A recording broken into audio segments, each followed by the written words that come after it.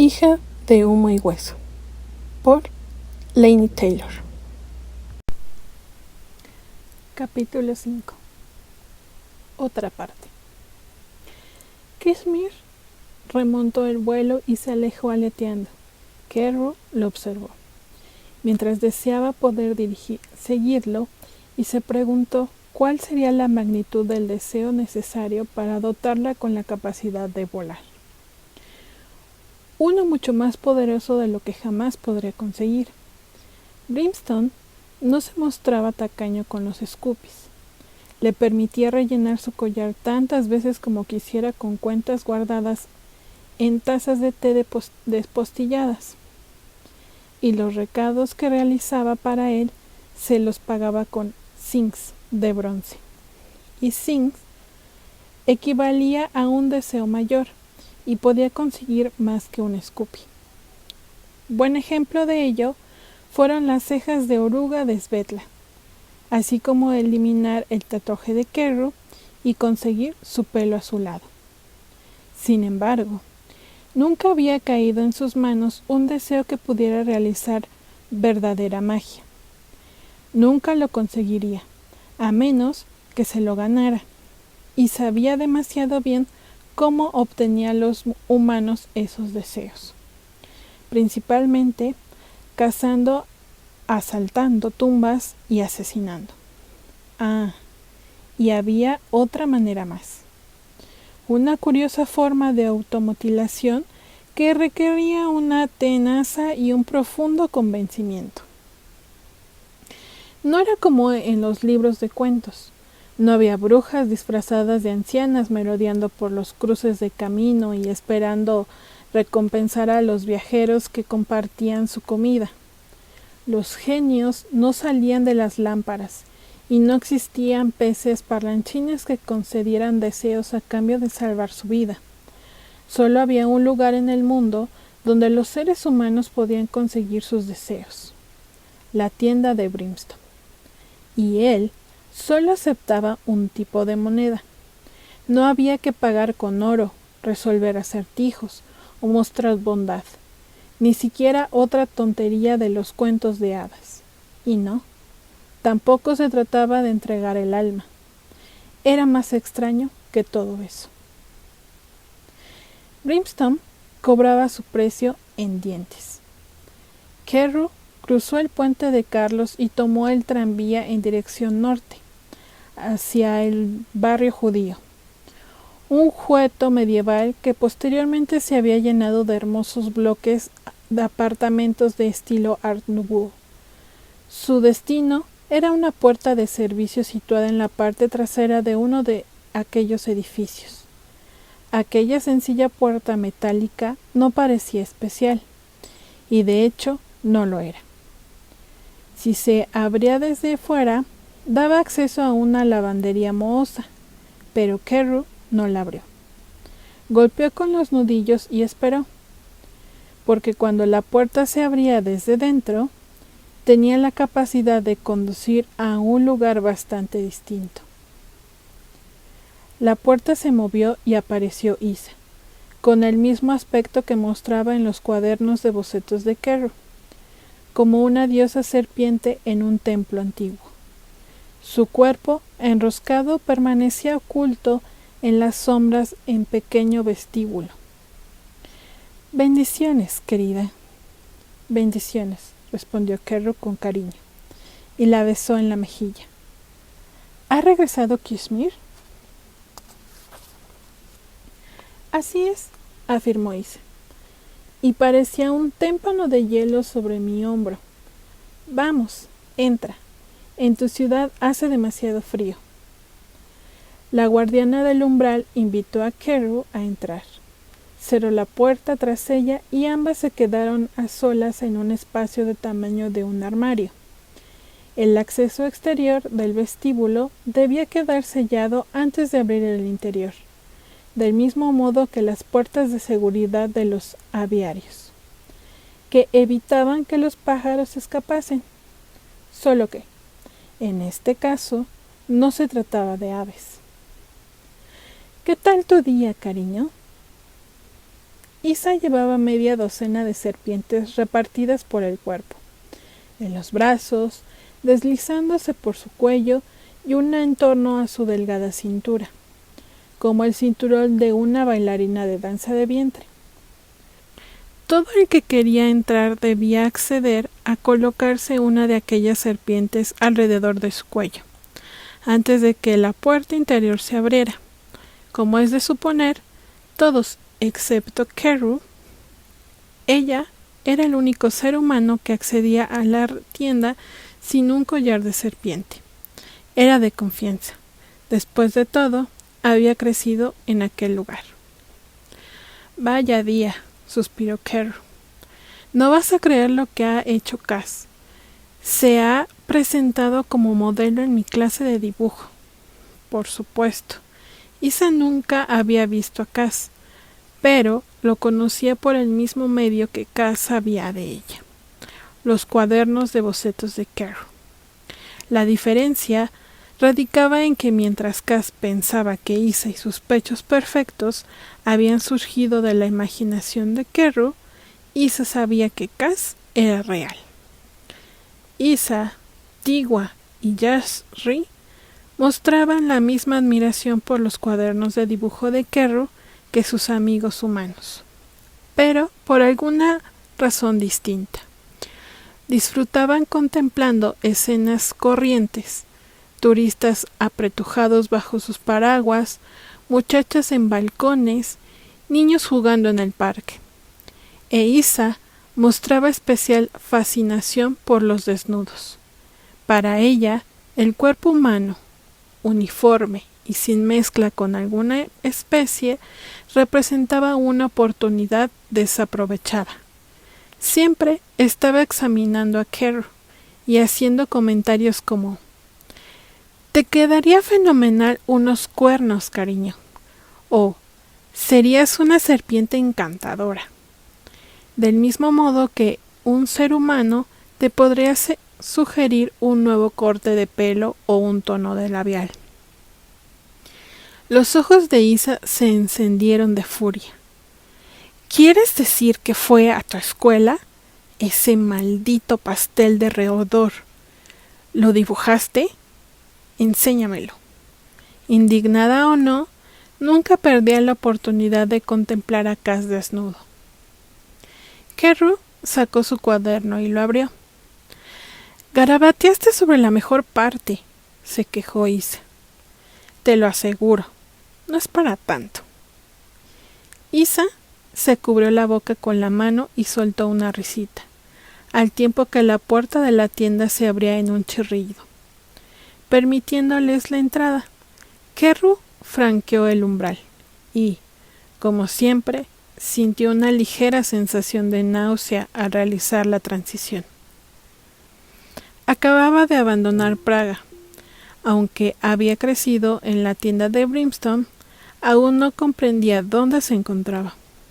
Solo que se podía acceder desde puertas repartidas por todo el mundo y que conducían hasta aquel mismo lugar. Cuando era niña, solía preguntar a Brimstone cuál era la ubicación exacta del «aquí», pero solo recibía una brusca respuesta: «en otra parte». A Brimstone no le entusiasmaban las preguntas. Dondequiera que estuviera ubicada, la tienda, una estancia sin ventanas y abarrotada de estanterías, parecía el vertedero del ratón de los dientes, siempre que éste traficara con dientes de todas las especies. Dientes de víbora, colmillos, molares de elefante mellados, enormes incisivos anaranjados de roedores exóticos de la selva, todos ellos guardados en tarros y arcones de boticario, enfilados en hileras colgadas de ganchos y sellados en cientos de botes que sonaban como maracas. El techo estaba abovedado, como el de una cripta, y entre las sombras correteaban pequeñas criaturas que arañaban la piedra con sus diminutas garras. Al igual que Kishmish, eran seres híbridos de distintas especies: escorpión y ratón, gecónido y cangrejo, escarabajo y rana. En los rincones húmedos alrededor de los desagües había caracoles con cabeza de rana o toro, y por el aire los omnipresentes colibríes, con alas de polilla que se arremolinaban en torno a los faroles y emitían al aletear un crujido semejante al de una cadena de cobre.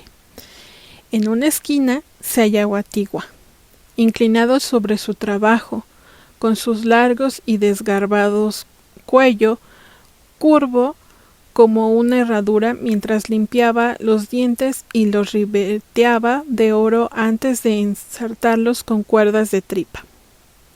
Un traqueteo surgió del rincón de la cocina, el demonio de Yashri. Y hacia la izquierda, tras un enorme escritorio de roble, se hallaba el mismísimo Brimstone. Kishmish descansaba en su lugar de costumbre, el cuello derecho de su dueño, y extendidas sobre la mesa había bandejas de dientes y pequeños cofres con piedras preciosas. Brimstone los estaba engarzando. No levantó la vista. Carew dijo: creí haber escrito misión que requiriera atención inmediata. Por eso he venido inmediatamente. Has tardado. Consultó su reloj de bolsillo.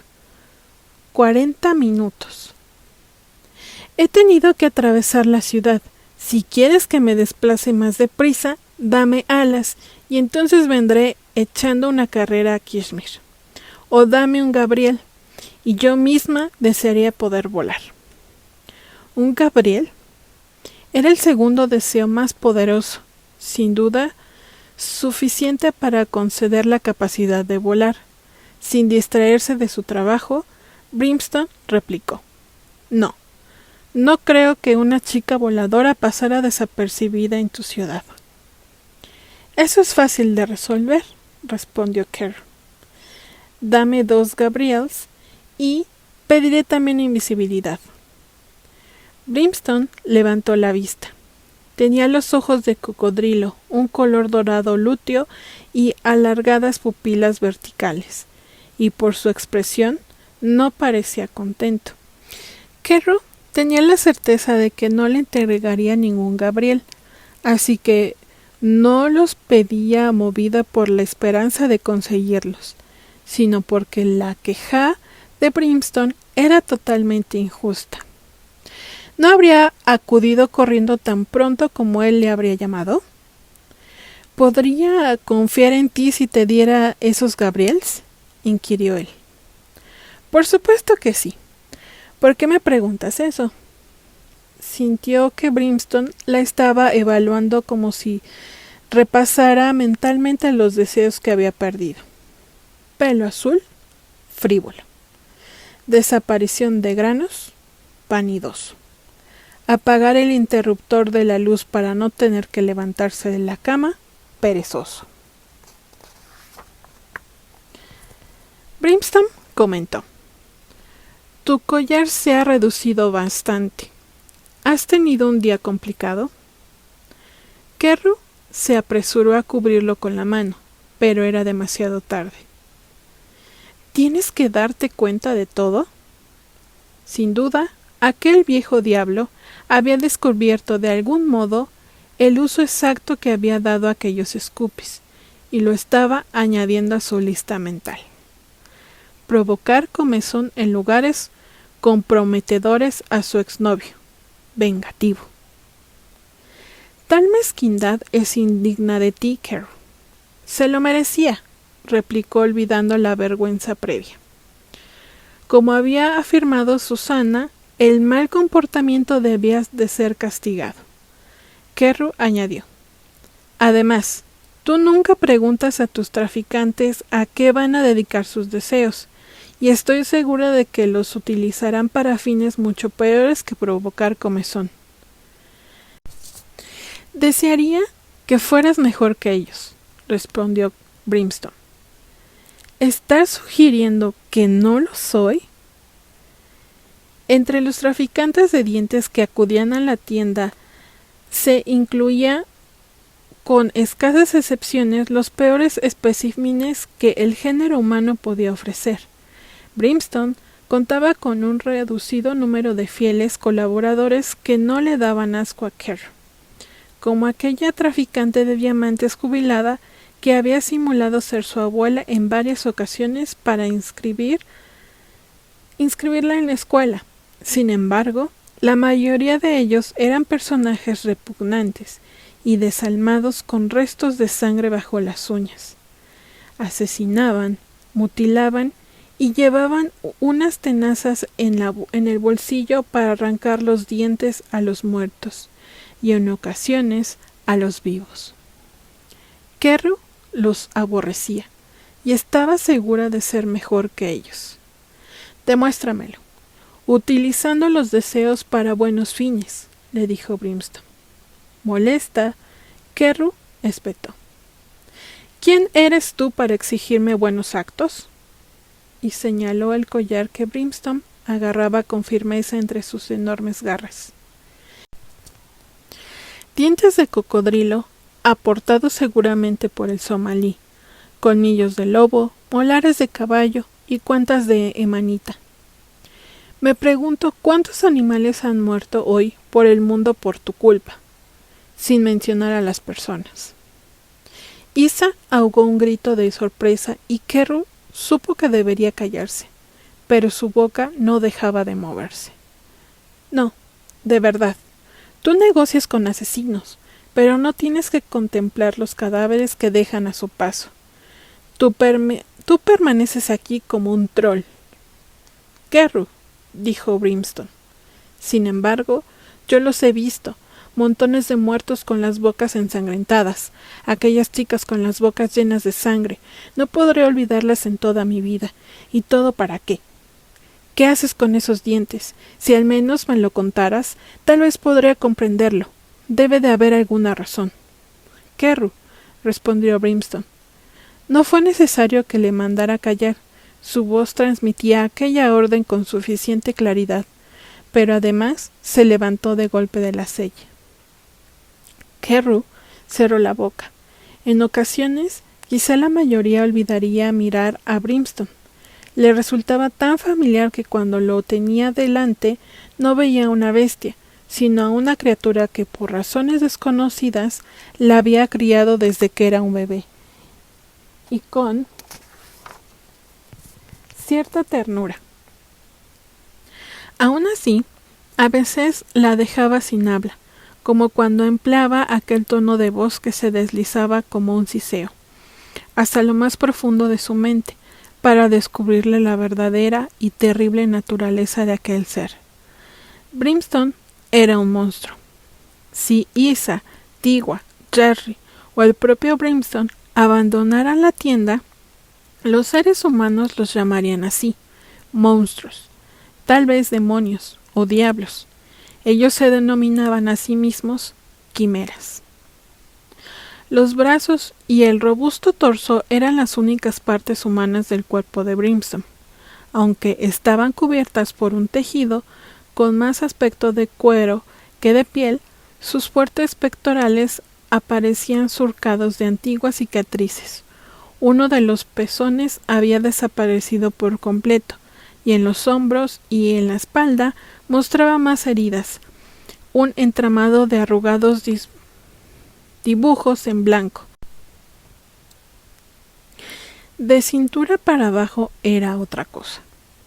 Las piernas, cubiertas de pelo color dorado suave, se tensaban con músculos leoninos, pero en vez de terminar en las zarpas almohadillas de un felino, acababan en unos sietros pies con garras que podían ser de lagarto o quizás, aventuró Kerr, de dragón. Y luego estaba la cabeza, que se asemejaba a la de un carnero, pero sin pelo, y con el mismo cuero duro que cubría el resto de su cuerpo. Tenía escamas en torno a la achatada nariz ovina, y ojos de reptil, además de unos gigantescos y amarillentos cuernos de carnero que se enroscaban a ambos lados del cráneo. Colgadas de una cadena, portaba varias lupas de joyero, cuyas oscuras monturas de color dorado constituían el único ornamento de su persona, sin mencionar el otro objeto que rodeaba su cuello, sin brillo, algunos que atrajeran la mirada. Era un viejo hueso de la suerte, que descansaba sobre su garganta. Querru ignoraba por qué lo llevaba y solo sabía que tenía prohibido tocarlo, lo que había incrementado su deseo de hacerlo. Cuando era un bebé y Brimstone la mecía en sus rodillas, alzaba las manos para agarrarlo, pero él reaccionaba con rapidez. Querru solo había logrado rozarlo con la punta de los dedos. Ahora que había crecido, su comportamiento se había vuelto más decoroso, aunque en ocasiones todavía deseaba ansiosamente coger aquel colgante. No en aquel momento, por supuesto. Intimidada por la brusca reacción de Brimstone, sintió que su rebeldía se atenuaba. Dio un paso atrás y preguntó con voz apagada: «Entonces, ¿cuál es ese recado urgente? ¿Dónde necesitas que vaya?» Brimstone le lanzó un maletín repleto de billetes de varios colores, que resultaron ser euros, un montón de euros. «París», respondió Brimstone. «Diviértete».